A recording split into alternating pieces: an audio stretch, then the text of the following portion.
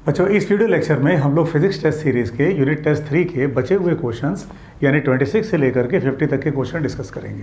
इससे पहले वाले में यानी पेपर डिस्कशन 1 में 1 से लेकर के 25 तक के क्वेश्चन हम लोग डिस्कस कर चुके हैं।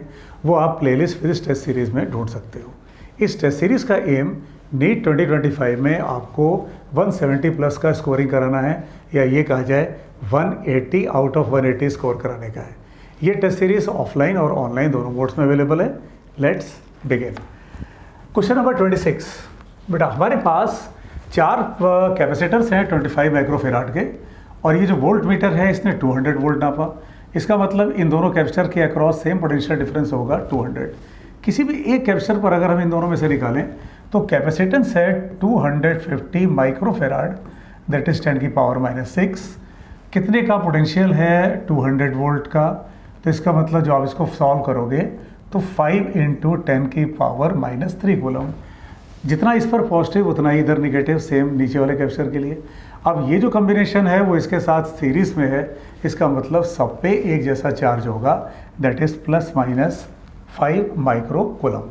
बेटा, जो लोग टेस्ट सीरीज देते हैं वो लोग के पास तो ये क्वेश्चन ऑलरेडी होंगे, और जो लोग नहीं दे रहे हैं बेटा वो इस पेपर को पहले इस एक एक क्वेश्चन को वीडियो पॉज करके पहले अपने आप करें और उसके बाद उसके सॉल्यूशन को देखें। नेक्स्ट, हमारे पास कुछ स्टेटमेंट्स हैं और जिनमें हमसे पूछा गया है कौन सही कौन गलत and so on, assertion reason type. एक एलिवेटर ऊपर या नीचे जा सकता है यूनिफॉर्म स्पीड से when its weight is balanced by the tension of its cable. बिल्कुल सही बात है। अगर वो यूनिफॉर्म स्पीड से चल रहा है तो इसका मतलब उस पर फोर्सेस बैलेंस्ड हैं, एक्सीलरेशन 0 है। स्टेटमेंट सही है, मतलब 1 स्टेटमेंट सही है। Force exerted by floor of elevator on the foot of person standing is more than his weight when the elevator goes down with increasing speed. Elevator जब नीचे जा रहा होता है तो अब जो अपेरेंट वेट होता है वो कम होता है, क्योंकि उस कंडीशन में इक्वेशन बनती है n - mg = ma। तो जो नॉर्मल फोर्स आती है वो mg से कम आती है। इसका मतलब स्टेटमेंट 2 गलत है। तो स्टेटमेंट 1 ट्रू है और स्टेटमेंट 2 फॉल्स है, मतलब ये बी वाला। ठीक, 1 सही है 2 गलत है। नेक्स्ट, हमें एक ब्लॉक दिया गया है इंक्लाइंड प्लेन पर जिसका एंगल 45 डिग्री है। Force required to push it up the incline. अगर हमें इसको ऊपर धकेलना है तो वो 2 टाइम्स है force required to just prevent it from sliding down. मतलब इसे ऊपर धकेलने के लिए जो फोर्स हमें चाहिए वो नीचे खिसके ना, उस फोर्स का डबल है। अब बेटा, इसको अगर ऊपर धकेलना है तो कितने की फोर्स चाहिए होगी हमें? उस कंडीशन में mg sin θ वो भी नीचे लगेगा, और जो फ्रिक्शन फोर्स है वो भी नीचे लगेगी, यानी μmg cos θ। ये फोर्स आपको लगानी पड़ेगी अगर आप इसको ऊपर धकेलना चाहते हो। अब अगर इसको नीचे खिसकने से रोकना है तो नीचे खींच रही होगी mg sin θ, रोक रही होगी फ्रिक्शन फोर्स, मतलब mg sin θ minus μmg cos θ, इसका ये डबल है। ठीक है, ऊपर धकेलने के लिए जो फोर्स चाहिए वो नीचे खिसकने से रोकने के लिए जो फोर्स चाहिए, यानी mg sin θ नीचे μmg cos θ ऊपर, तो ये जो डिफरेंस फोर्स है इसका डबल आपको फोर्स चाहिए ऊपर धकेलने के लिए। इसके बाद बेटा इसको सॉल्व करोगे तो आपको मिल जाएगा ये 0.33, यानी फर्स्ट ऑप्शन। नेक्स्ट बेटा, हम लोग इसमें टू द पॉइंट चलेंगे, सिर्फ कंसेप्ट को डिस्कस करते हुए चलेंगे, क्योंकि अगर पूरा सॉल्व करेंगे तो अननेसेसरी वीडियो बहुत लंबा हो जाएगा। नेक्स्ट, एक फोर्स लगती है किसी बॉडी पर जिसका मास है 20 किलोग्राम 20 सेकंड तक, और फिर वो फोर्स काम करना बंद कर देती है। बॉडी चलती है 50 मीटर अगले 10 सेकंड में, तो फोर्स कितने की है? वेलोसिटी निकाल लेते हैं पहले। वो कितने की आएगी? 50 मीटर अगर 10 सेकंड में है तो इसका मतलब इसने 5 की वेलोसिटी पाई है। अब 5 की वेलोसिटी है तो एक्सेलरेशन कितने का रहा होगा? 5/20 वेलोसिटी बाय टाइम, जितने टाइम तक फोर्स लगी है। अब फोर्स कितने की होगी? फोर्स बराबर मास इनटू एक्सेलरेशन। मास आपके पास 20 kg का है, एक्सेलरेशन 5/20 है, 20 आपको कैंसिल होता मिला, इसका मतलब फोर्स लग रही होगी 5 न्यूटन की। बेटा, इसको बेस्ट बेनिफिट इसका आपको मिलेगा जब आप वीडियो को पॉज करके पहले उन क्वेश्चंस को अपने आप करोगे और उसके बाद फिर आप सॉल्यूशन को देखो। नेक्स्ट, एक ब्लॉक है 3 kg का, जिसको बेटा ये √3 kg होना चाहिए क्योंकि फिगर में √3 है, उसको अटैच किया है स्ट्रिंग से। हमारे पास एक अननोन फोर्स है जो हम लोग लगा रहे हैं और ये एंगल 30 डिग्री का है। क्वेश्चन हमसे टेंशन जानना चाहता है। तो बेटा इसमें क्या करोगे आप, टी का कंपोनेंट रिजॉल्व कर लो। ये एंगल अगर 30 है तो इसका मतलब ये एंगल भी 30 होगा। टी का एक कंपोनेंट उसके वेट को बैलेंस कर रहा होगा और एक कंपोनेंट फोर्स को। टी इधर अगर है तो टी cos 30 ये बैलेंस कर रहा होगा इसके वेट को, दैट इज √3 इंटू जी को। और टी का साइन कंपोनेंट टी sin 30 ये बैलेंस कर रहा होगा इस एफ को। ठीक है, तो अगर हम इसको क्वेश्चन हमसे मांग रहा है टेंशन टी, इसको अगर हम लोग डिवाइड कर दें sin 30 by cos 30 that is tan 30, तो वो आ जाएगा 1/√3 is equal to F by √3 into g. तो √3 दोनों साइड कैंसिल कर दो तो एफ बराबर आ गया 10 न्यूटन के। और अगर आप एफ की वैल्यू 10 बैठा तो यहाँ पे sin 30 1/2 ऊपर आ जाएगा, तो टेंशन मिल जाएगा हमें 20 न्यूटन। नेक्स्ट, हमारे पास एक 10 kg का ब्लॉक है जो कि हॉरिजॉन्टल सरफेस पर रखा हुआ है। हम इधर फोर्स लगा रहे हैं एंगल 30 के साथ में। हमारे पास कोफिशिएंट ऑफ फ्रिक्शन मौजूद है 0.25 और क्वेश्चन कह रहा है कि ब्लॉक कब जस्ट स्टार्ट करना शुरू कर देगा। कैसे निकाला जाए बेटा, एफ cos 30 इधर लग रहा होगा, एफ sin 30 इसके ऊपर लग रहा होगा। तो एफ cos 30 ये फोर्स है जो रिस्पॉन्सिबल है इसको मूव कराने के लिए, और ये बराबर होना चाहिए फ्रिक्शन फोर्स के, that is mu 0.25 normal force. Normal force कितने की होगी, एन ऊपर और ये एफ sin 30 ये भी ऊपर और इसका वेट नीचे। तो नॉर्मल फोर्स कितने की, mg minus F sin 30।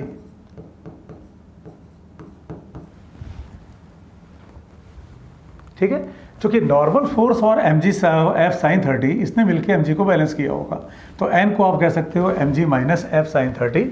But इसको अगर आप सॉल्व कर लोगे तो आपको आंसर मिलेगा ये वाला 25.2 न्यूटन। इस इक्वेशन को आप सॉल्व कर लोगे तो यहाँ से आपको आंसर मिल जाएगा ये 25.2। नेक्स्ट, हमें 3 ब्लॉक्स दिखाए गए हैं, मासेस m1 m2 m3, और इसमें हमें T3 दिया गया है 40 न्यूटन। और फिर क्वेश्चन हमसे इस T2 को जानना चाहता है। बेटा पहले वीडियो को पॉज करके एक बार आप पहले अपने आप उसको करने की कोशिश करो और उसके बाद आप सॉल्यूशन देखो। हम लोग टू द पॉइंट रहेंगे ताकि वीडियो बहुत लंबा ना हो, एक एक सेकंड का हम लोग सही यूज़ करें। ठीक है, हमारे पास ब्लॉक्स है, ऑब्वियसली कहीं फ्रिक्शन की बात हो नहीं रही, यहाँ 40 न्यूटन की फोर्स लगाई गई है। एक काम करो, पहले इस पूरे सिस्टम का आप एक्सीलरेशन निकाल लो। वो कैसे निकलेगा, T3 आपके पास 40 है और एक टोटल मास आप निकाल लो तो ये आ गया 10 + 6 16 + 4 20। इसका मतलब सिस्टम का एक्सीलरेशन है 2। अब ये टेंशन आपसे क्वेश्चन जानना चाहता है, तो ये टेंशन रिस्पॉन्सिबल होगा इन दोनों को खींचने के लिए। ये दोनों का मास टोटल कितना है, 10 + 6 16, 16 × 2, इसका मतलब टेंशन 32 न्यूटन का है। कौन सा, T2। इसमें आपसे एग्जामिनर T1 भी मांग सकता है। नेक्स्ट, एक रस्सी है जो कि इस C पॉइंट से ऐसे जा रही है और एक बंदर है जो इस पे लटका हुआ है। जो रस्सी मैक्सिमम टेंशन झेल सकती है वो 360 न्यूटन का है और इसका जो मास है वो 60 kg है। क्वेश्चन जानना चाहता है वो कितने एक्सेलरेशन से नीचे आ सकता है, सेफ एक्सेलरेशन। तो बेटा एक बात तो तय है कि धागे का जो टेंशन है, मैक्सिमम जो टेंशन बेरिंग कैपेसिटी है, जिसको आप ब्रेकिंग स्ट्रेंथ भी कहते हो, वो 360 न्यूटन है और अगर ये सिर्फ लटक जाए तो 600 न्यूटन है।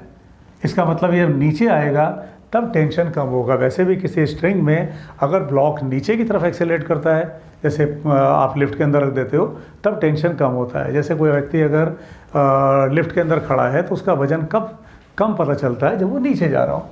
तो इसका मतलब आपको इक्वेशन बनानी होगी 60g that is 600 minus 360 equal to 60 × a that is, बेटा यहाँ से आ गया 240/60 दैट इज 4।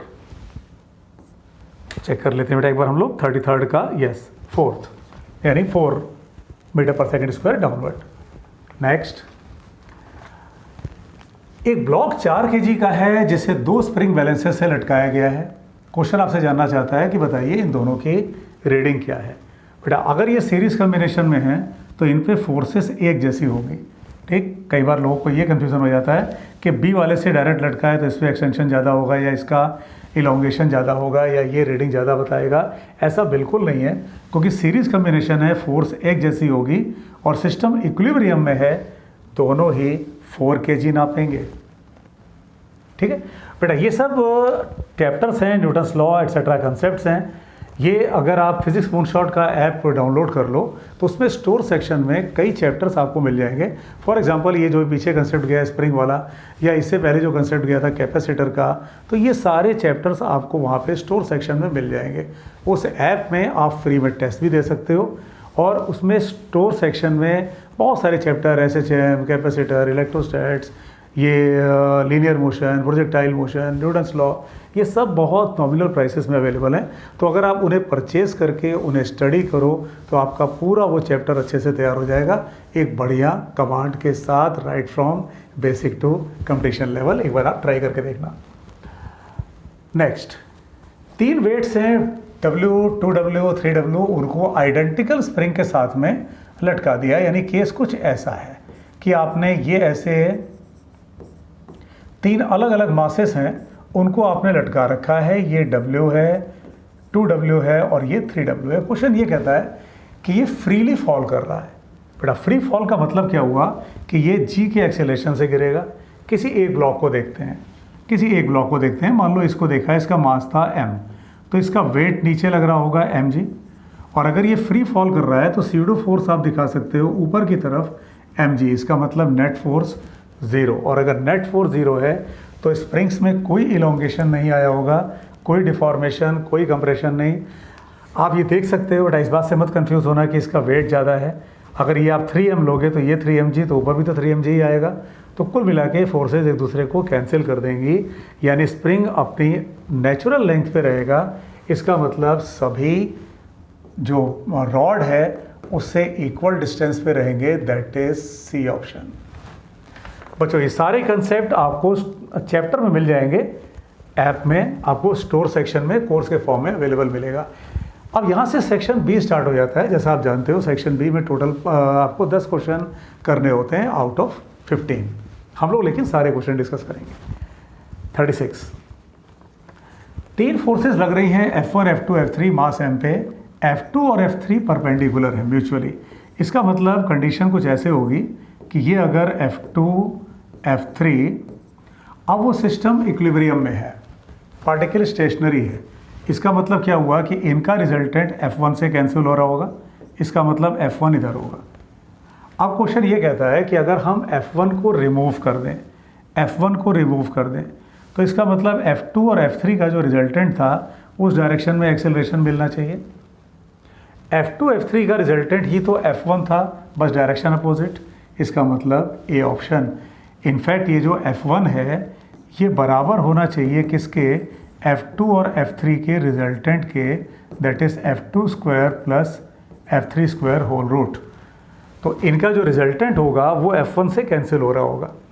तो F1, इसका मतलब अगर आप इसको रिमूव कर दोगे तो प्रैक्टिकली इनका रिजल्टेंट F1 के ही मैग्नीट्यूड का है। डायरेक्शन की बात यहाँ क्वेश्चन कर नहीं रहा, इसलिए F1/m। नेक्स्ट क्वेश्चन 37 क्वेश्चन कहता है कि एक स्प्रिंग बैलेंस है जिससे आपने 2 kg का मास लटकाया और एक ब्लॉक M को आपने सस्पेंड किया है उसी स्प्रिंग बैलेंस से, वो 2 kg बता रहा है, और ये M जो स्प्रिंग बैलेंस B है वो 5 kg बता रहा है, यानी जो नीचे बैलेंस है। अब अगर आपने उसको पानी के अंदर ऐसे डुबा दिया, यानी वाटर या कोई लिक्विड जो भी है उसको डुबा दिया, तो क्या फ़र्क पड़ेगा, ठीक है। ए यानी ये स्प्रिंग बैलेंस 2 kg बता रहा है और जो नीचे स्प्रिंग बैलेंस है बी वो बता रहा है 5 kg, तब जब इसको डुबाया नहीं गया था। क्वेश्चन ये जानना चाहता है कि अगर इसको डुबा दिया गया तो इनकी रीडिंग्स में क्या फ़र्क पड़ेगा। चलो अब देखते हैं इसका कंसेप्ट।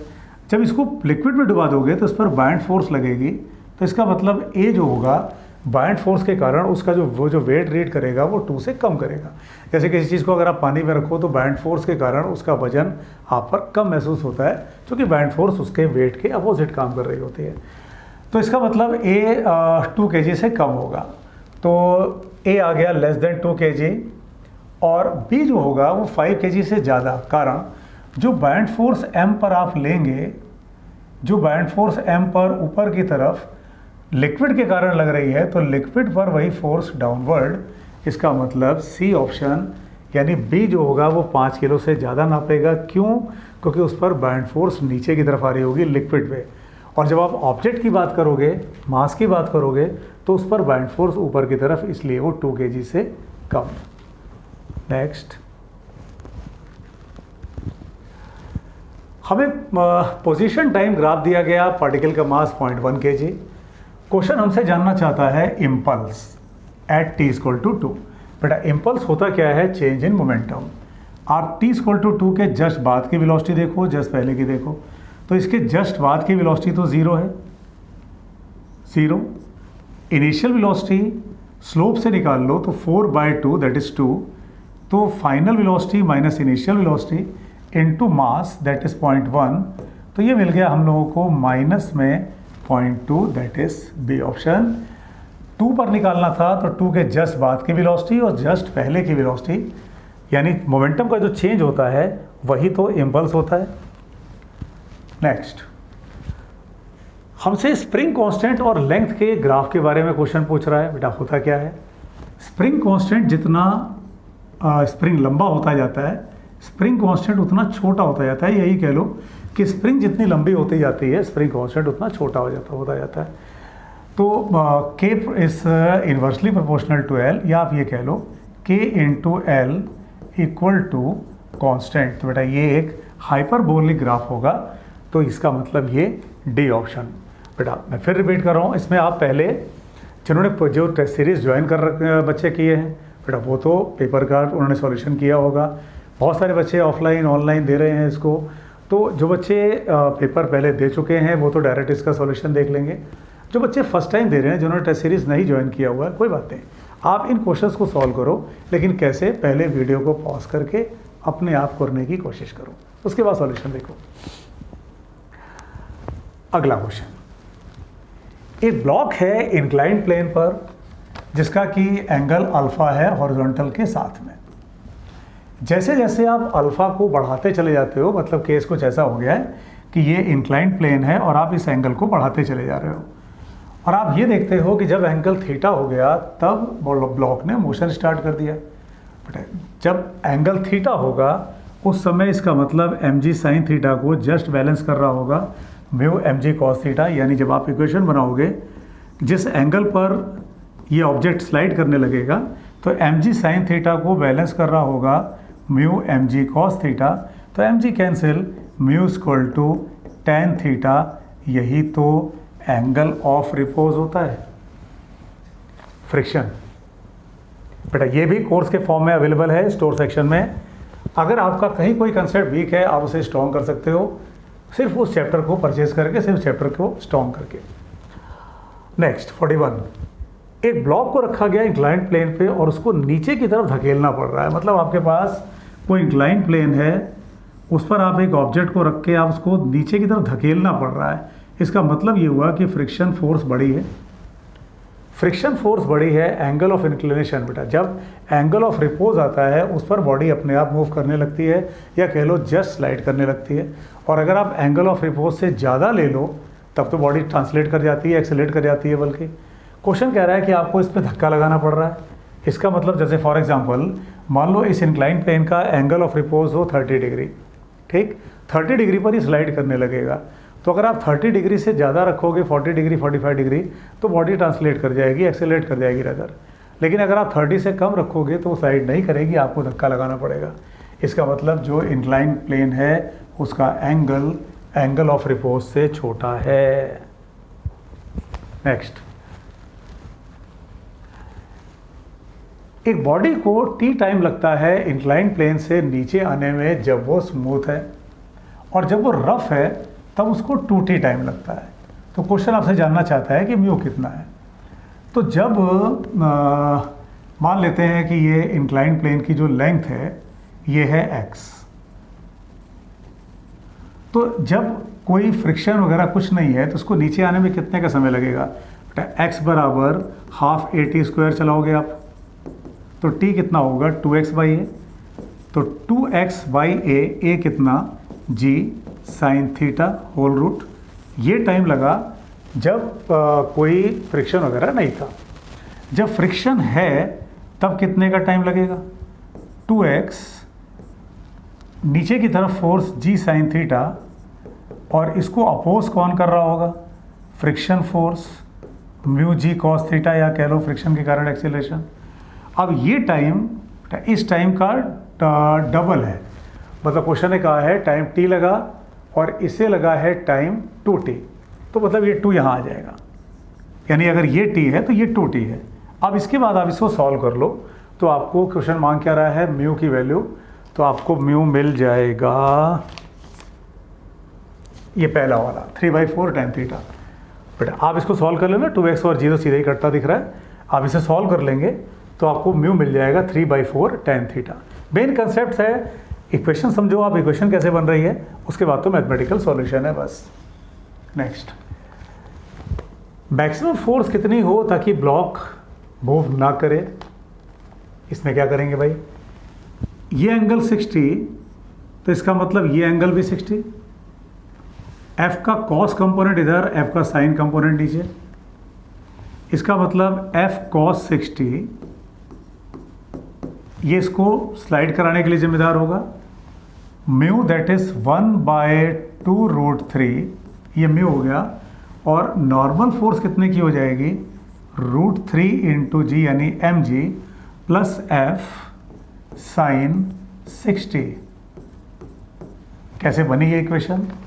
F cos 60 रिस्पॉन्सिबल होगा इसको धकेलने के लिए, F साइन 60 नीचे प्लस वेट नीचे, तो इसका मतलब normal force mg plus F sine 60 के, और इसे बैलेंस को F से cos 60 से इसको बैलेंस हो जाना चाहिए। डाटा सब्स्टिट्यूट करोगे तो आपको आंसर मिलना चाहिए इसमें 20 न्यूटन, यानी फर्स्ट ऑप्शन। ठीक है बेटा, आप लोग इसको पूरा सॉल्व जरूर करना, हम लोग खाली कंसेप्ट डिस्कस करके, ताकि वीडियो अननेसेसरी बहुत लेंथी ना हो, टू द पॉइंट हम लोग चलें, कंसेप्ट पर फोकस करें। नेक्स्ट,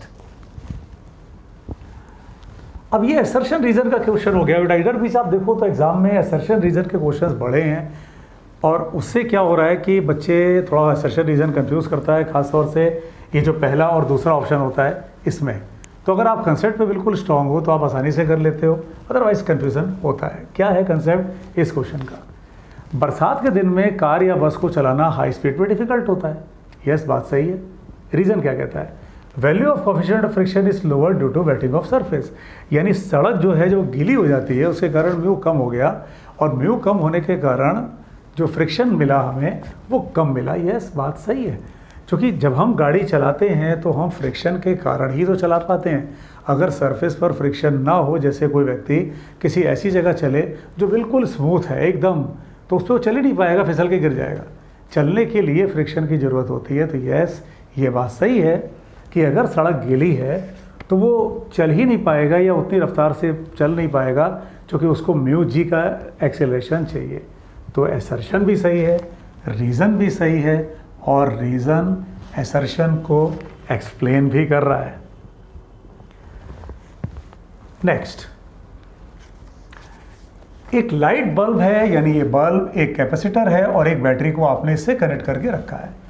स्विच पहले खुला हुआ है, फिर आपने क्या किया, स्विच को बंद कर दिया, और फिर क्वेश्चन पूछ रहा है आपसे ऑप्शन के बारे में। बेटा ये जो क्वेश्चन है ये अब देखो तो थ्योरेटिकल क्वेश्चन है, लेकिन ये बेस्ड है कैपेसिटर के चार्जिंग और डिस्चार्जिंग पर। तो अगर वो कंसेप्ट किसी स्टूडेंट का क्लियर है तो वो इसको बड़े आराम से कर लेगा। जैसे ही स्विच को बंद करते हैं, कैपेसिटर पहले ज़ीरो रेजिस्टेंस वायर की तरह बिहेव करता है, और फिर जब वो पूरी तरह चार्ज हो जाता है तो वो इनफाइनाइट रेजिस्टेंस की तरह बिहेव करता है, या ये कह ले कि वहाँ से सर्किट को तोड़ दिया जाता है। तो जब आप स्विच को जैसे ही गिराओगे तब तो यहाँ वायर लगी है, इसका मतलब बल्ब जलेगा, और जब ये चार्ज हो जाएगा तो बल्ब बुझ जाएगा। मतलब bulb will light up for an instant when the capacitor starts charging. Yes, बेटा दूसरा कह रहा है बल्ब लाइट अप होगा जब कैपेसिटर पूरी तरह चार्ज हो जाए, नहीं, तब तो उस कंडीशन में यहाँ सर्किट टूट जाएगा, बल्ब चलना बंद कर देगा एंड सो ऑन। बेटा इस बात वाले ऑप्शन को भी आप कंपेयर कर सकते हो। ये कंसेप्ट पूरी तरह से कैपेसिटर के चार्जिंग और डिस्चार्जिंग वाले कंसेप्ट पर बेस्ड है। जब कैपेसिटर पूरी तरह से डिस्चार्ज होता है, जैसे ही स्विच रखते हैं तो वो एक वायर की तरह बिहेव करेगा, और जब ये पूरी तरह चार्ज हो जाएगा तो यहाँ से सर्किट को तोड़ देगा, यानी तब आप ये मान लोगे कि यहाँ इनफाइनाइट रेजिस्टेंस है, सर्किट टूटा हुआ है। First option. बेटा ये सारे टॉपिक अलग अलग चैप्टर्स के हैं, आपको उन्हें स्ट्रॉन्ग करना पड़ेगा, तब आप उन्हें ज़्यादा अच्छे से समझ पाओगे। ये तो बहुत आसान क्वेश्चन था।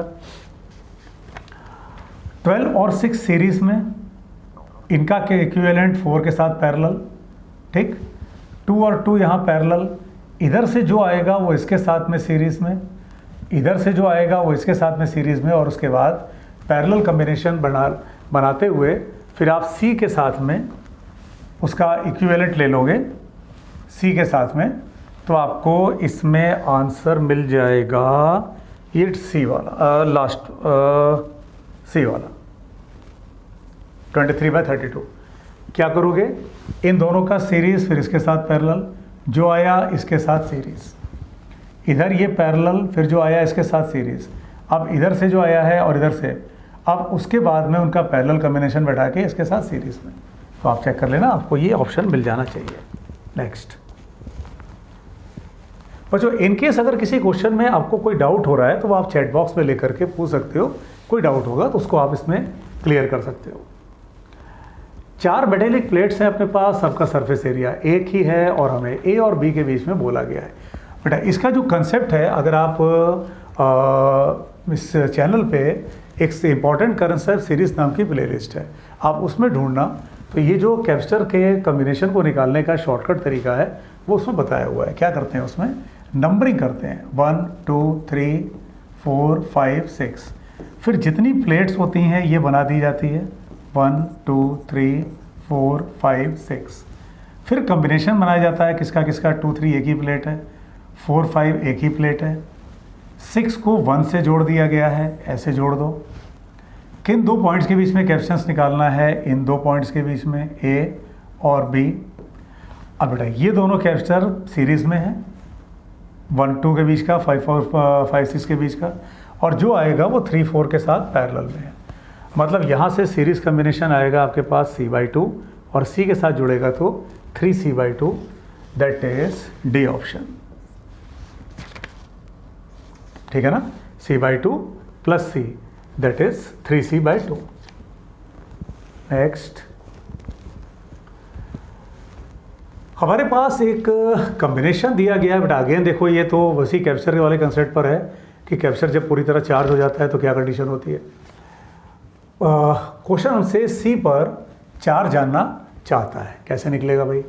जब कैपेसिटर पूरी तरह चार्ज होगा तो करंट तो खाली इतने में फ्लो कर रहा होगा, ऐसे करंट कितने का फ्लो कर रहा होगा, E/R2 प्लस R।